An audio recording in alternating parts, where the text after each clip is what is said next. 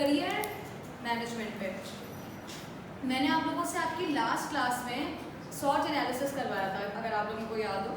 तो बेसिकली उसमें मेरा पर्पस ये था कि आपको अपने आप से रिलेटेड पता चले कि आपकी स्ट्रेंथ कहाँ पर आ रही है और आपके ब्लाइंड एरियाज़ आपको क्या फील हो रहा है कि क्या है। देखिए ये चीज़ें बहुत ज़रूरी हैं इस लेवल पे आपको पता होना। क्यों? क्योंकि देखिए करियर आप अपना बनाना चाहते हैं, इसीलिए आप पढ़ रहे हैं, आपको ज़िंदगी में आगे बढ़ना है। तो जब आप ज़िंदगी में आगे बढ़ते हैं तो हम मेजॉरिटी ऑफ द टाइम ये होता है कि हमारा करियर बाय चांस बनता है। बाय चांस यानी हमें तुक्का लग गया तो हमें एक अच्छी फील्ड मिल गई, हमें कोई अच्छी कंपनी मिल गई, कोई अच्छा मेंटोर मिल गया, तो चलो हमारे लिए थोड़ी सी आसानी हो जाती है और हमारा करियर बन जाता है। लेकिन मेरी ख्वाहिश ये है कि आप लोगों का करियर बाय चॉइस हो, बाय चांस ना हो। आप बाय चॉइस अपने करियर में एंटर हो, ठीक है। और वो इंसान तभी कर सकता है जब उसे अपने बारे में पता चलता है कि भाई मेरे अंदर क्या एक्सेप्शनल क्वालिटीज़ हैं और मेरे अंदर क्या ऐसी चीज़ें हैं जो इम्प्रूव होना चाहिए, ठीक है। तो इन बातों का आप लोगों को ख्याल रखना है और अपने आप को पहचानने में जल्दी करनी है कि आपको अपने बारे में ज़्यादा से ज़्यादा पता चले। अच्छा, जब आपको इन सब चीज़ों की नॉलेज होती है, जैसे मैंने ट्राई किया था कि आपको थोड़ा बहुत पता चले अपने बारे में, उससे फिर आज हम इस तरफ आते हैं करियर की तरफ कि भाई करियर है क्या। आप कहीं पे भी जाएं, आप कहीं पे भी स्टार्ट लें, जो भी पोजीशन आपकी होगी और जितने सालों तक आप उस ट्रैक पे चलेंगे वो क्या होगा आपका करियर, ठीक है ना। अच्छा देखिए, एक चीज़ मुझे मेरा परसेप्शन ज़रा थोड़ा सा मुख्तलिफ है इस चीज़ में। लोग ये कहते हैं कि भाई हमारा करियर जो है वो डेवलप करना ऑर्गेनाइजेशन का काम है, उनका काम है हमें ट्रैक दिखाएं, उनका काम है हमें आगे बताएं हमें क्या करना चाहिए। अच्छा, मैं ये समझती हूँ कि ये 2 वे प्रोसेस है। आपको भी पता होना चाहिए आपने किस डायरेक्शन में जाना है। अब आप मुझे एक बात बताएं, करियर किसका, मेरा है, तो मेरी भी तो एक जिम्मेदारी बनती है ना कि मुझे अपने बारे में, अपने करियर का कुछ पैशन तो हो, कुछ तो मुझे इल्म हो अपने बारे में। मैं कैसे ब्लाइंडली किसी और पे ये बात छोड़ दूँ कि जो उनको समझ आ रहा है वो ऐसा ही होगा। जब हमें अपने बारे में नहीं पता होता तो फिर हम जाहिर सी बात है दूसरों के इंस्ट्रक्शंस पे ही चलते हैं। और दूसरा, आप समझते हैं कि आपको बहुत अच्छे से जानता होगा, नहीं। डे 1 से आपको यही बता रही हूँ कि आपसे बेहतर अपने आप को कोई नहीं जानता। तो ये चीज़ आपने अपने जहन में रखनी है कि it's a 2 way process. Career management कुछ आपने अपनी करनी है, कुछ कंपनी की रिस्पॉन्सिबिलिटी होती है कि वो आपको सही रास्ता as per your potential, as per your growth, as per your experiences, qualification, उस मुताबिक आपको ग्रो करें, आपको स्टेगनेंट ना रखें एक जगह पे, ठीक है। यहाँ तक कोई इशू, बात समझ आ रही है मेरी।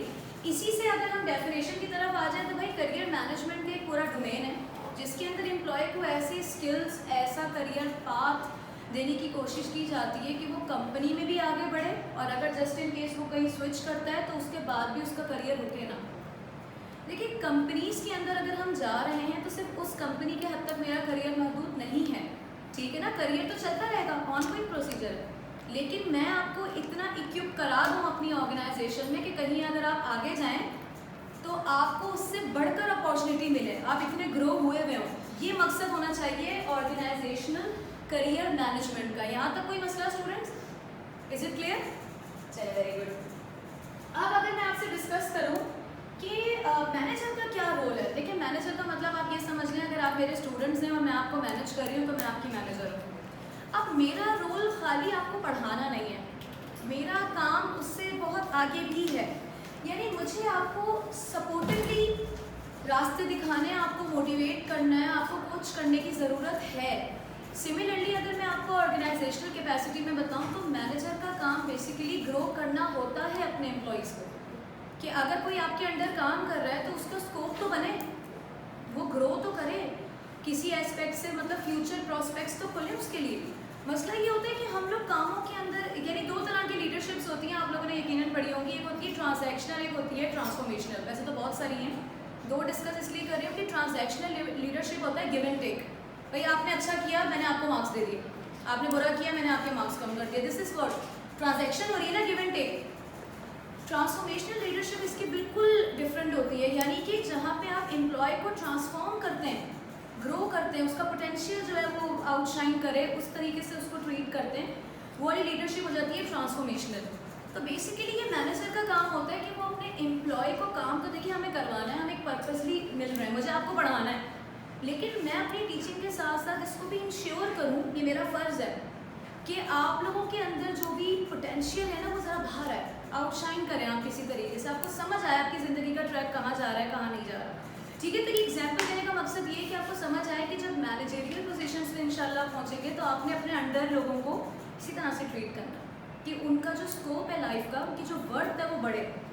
ठीक है, यहाँ तक कोई मसला स्टूडेंट्स क्लियर है? अच्छा, सिमिलरली अब देखिए हर शख्स की ना अपनी कैपेबिलिटी होती है। ठीक है, कोई बगैर बहुत ज़्यादा मेहनत के बहुत अच्छा परफॉर्म कर लेता है, किसी को रास्ता आपको दिखाना पड़ता है कि भाई आप यहाँ गलत हैं, आप यहाँ ठीक हैं, आपको यहाँ इम्प्रूव करना है। मकसद कहने का ये है, जिस पे मैं जो मेरी थोड़ी ऑब्जर्वेशन रही है कि टाइमली फीडबैक नहीं दिया जाता एम्प्लॉयज़ को मेजॉरिटी प्लेसेस पे, हर जगह की बात नहीं करी, मेजॉरिटी कि टाइमली फीडबैक अगर नहीं मिलेगा तो हम इम्प्रूव कैसे करेंगे। फॉर एग्जांपल भाई आपसे एक जगह पे गलती हो रही है, मैं आपको साल के एंड पे बताऊँ आपका जब परफॉर्मेंस अप्रेजल लग रहा है तो क्या वो अच्छा एक बात होगी क्या लास्ट में बिल्कुल साल के एंड में बता रही हूँ? अगर तो मैं चाहती आप ग्रो करें तो मैं आपको कहीं ना कहीं बीच में बताऊंगी ना कि आपसे वो मिस्टेक ना हो। तो feedback is very important students. अब लोग समझते हैं फीडबैक का मतलब मे बी शायद तारीफ़ करना है, वो तारीफ़ नहीं करते। मैं ये नहीं कहती, मैं कहती हूँ चलो फीडबैक के लफ्ज़, आपको तारीफ़ के लफ्ज़ से प्रॉब्लम है, तारीफ़ ना करें, एटलीस्ट फीडबैक दें कौन कहाँ सही है कौन कहाँ गलत है, ताकि हम अपने आप को इम्प्रूव कर सकें। अब मैं आपको आपके मिड टर्म का रिजल्ट फाइनल से एक दिन पहले शो करूँ तो क्या फाइनल आपने अच्छा किया होगा फिर, जब आपको फीडबैक ही नहीं पता हम कर क्या रहे हैं। तो timely feedback is pretty much important. अगर आप चाहते हैं कि आपके एम्प्लॉयज़ ग्रो करें, उनका करियर अच्छा बने, तो आप उनको साथ लेके चलें। ठीक है, यहाँ तक स्टूडेंट्स कोई प्रॉब्लम, एनी इशू क्लियर? अच्छा, अब देखिए support in terms of development बहुत ज़रूरी है। हम लोग इतना ज़्यादा डरा देते हैं अपने एम्प्लॉयज़ को या अपने अंडर काम करने वालों को कि सपोर्ट तो छोड़े, वो जो उनका अपना पोटेंशियल होता है ना वो भी अंडरमाइन हो जाता है, वो उसके भी नहीं रहते। ठीक है, तो मकसद ये है कि आपको अगर कोई भी अच्छी पोजीशन मिल रही है या आपके साथ कोई ग्रुप है, कोई टीम है, तो सपोर्ट बहुत ज़रूरी है। मैं जैसी मैं हूँ, मे बी मेरे साथ वाला मेरा टीम मेंबर वैसा ना हो, उसके अंदर कोई और क्वालिटी हो जो मेरे अंदर नहीं है। हम तो जैसे होते हैं वैसे ही एक्सपेक्ट करते हैं ना।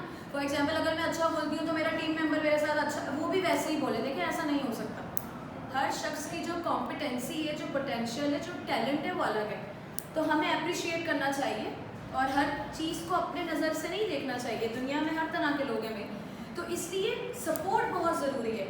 करियर डेवलपमेंट के अंदर we have to support our employees के वो वाकई जो अपना पोटेंशियल रखते हैं उसमें ग्रो करें। Is it clear till here students? यहाँ तक क्लियर हो गया? अच्छा देखिए कि छोटा सा एक ऐसे ही टैबलेट आपके लिए लगाया कि आपको समझ में आ जाए कि बेसिकली डेवलपमेंट प्लान बनता कैसे है। जैसे भाई फॉर एग्जांपल यहाँ पे जो है वो दुआ बैठी है, अब सपोज करें कि मेरे अंडर काम कर रही हैं या ये मेरी ऑर्गेनाइजेशन के अंदर है। ठीक है, तो मैंने इनका नाम यहाँ लिखा और इनकी करंट पोजीशन लिखी। फॉर एग्जांपल ये एचआर की मैनेजर है और मैं चाहती हूँ कि ये प्रॉबेबल इनकी नेक्स्ट जॉब जो मुझे लग रही है वो सीनियर मैनेजर एचआर लग रही है। ठीक है, अब देखिए ये मैं जो हूँ ना बेसिकली ये इनको नहीं पता है दुआ को कि ये काम मैं कर रही हूँ, ये मैं बैक एंड पे खुद कर रही हूँ फॉर हर। ठीक है, क्योंकि मैं इनका करियर डेवलपमेंट प्लान बना रही हूँ।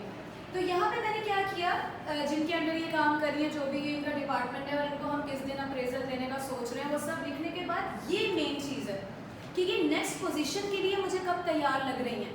क्या ये इमीडिएटली तैयार है सीनियर मैनेजर एचआर बनने के लिए? क्या ये 6 महीने बाद तैयार होंगी, 1 साल बाद तैयार होंगी, कब होंगी? और इस तरह प्रॉबेबल एटलीस्ट थोड़ी बहुत इनका ट्रैक बनाओ।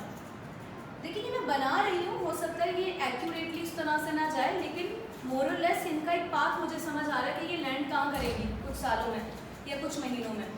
अगर तो ये इमीडिएटली अभी तैयार नहीं है और इनको टाइम है, तो फिर मैं इस सारी चीज़ों के ऊपर फोकस करूँगी कि भाई इनकी नॉलेज पे कैसे काम किया जाए, कैसे इनकी नॉलेज बढ़ाएं। ठीक है, इनका कुछ ना कुछ एक्शन प्लान बनाऊंगी उससे रिलेटेड। ठीक है ना, मे भी हो सकता है मैं इनसे कहूँ कि भाई आप MBA परसू करें, MBA आपकी सीनियर पोजीशन के लिए रिक्वायर्ड है, मे भी मैं कंडीशन रख दूँ उनके लिए। इसके अलावा स्किल ट्रेनिंग किस तरह की देनी चाहिए भाई इनको, हार्ड स्किल्स जो होते हैं या सॉफ्ट स्किल्स या टेक्निकल स्किल्स कौन सी। ठीक है, और इसके अलावा मैनेजमेंट ट्रेनिंग की अगर ज़रूरत है तो किस टाइप की ज़रूरत है। मकसद कहने का ये हो गया कि जो जो चीज़ें एम्प्लॉय के लिए ज़रूरी हैं एटलीस्ट मैं उसका पेपर वर्क करके अपने पास रखूँ। जिससे उसका करियर डेवलप उस कैपेसिटी में हो सके। यहाँ तक कोई मसला? Is it clear? समझ आ रही है बातें? चलिए गुड। अच्छा भाई, अब एक चीज़ का हमें बड़ा ख्याल रखना पड़ता है जो कि बहुत बड़ा इशू है, ठीक है? ये कुछ लास्ट पॉइंट है जो मैं डिस्कस करूँगी, फिर इसके बाद हम एक जनरल डिस्कशन की तरफ आएंगे।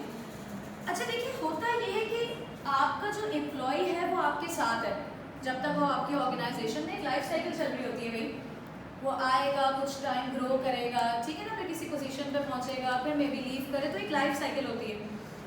हमें सबसे बड़ा चैलेंज जो एम्प्लॉय को मोटिवेट या उसका करियर बनाने में आता है ना, वो यहाँ पर है, सीनियरिटी वर्सेस कॉम्पिटेंसी। ये तो ऐसे पैरामीटर्स हैं जिसमें बड़ी कन्फ्यूजन रहती है।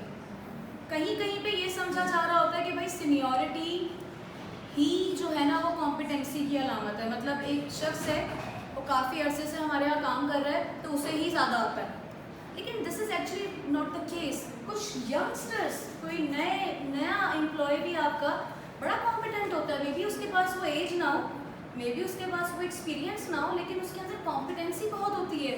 लेकिन हम उसको ये कह के आगे नहीं बढ़ाते कि नहीं अभी तो ये बच्चा है, या इसको अभी क्या आता होगा, ये तो अभी 1 साल हुआ है ऐसे हमारी कंपनी में, इसे हम कैसे प्रमोट कर दें। आपने ये बातें नहीं सुनी क्या? तो ये होता है। तो मकसद कहने का ये हो गया कि बड़ा क्लियरली समझ में आना चाहिए ऑर्गेनाइजेशन को कि सीनियरिटी और कॉम्पिटेंसी किसी में भी हो सकती है, उसे मैनेज कैसे करें।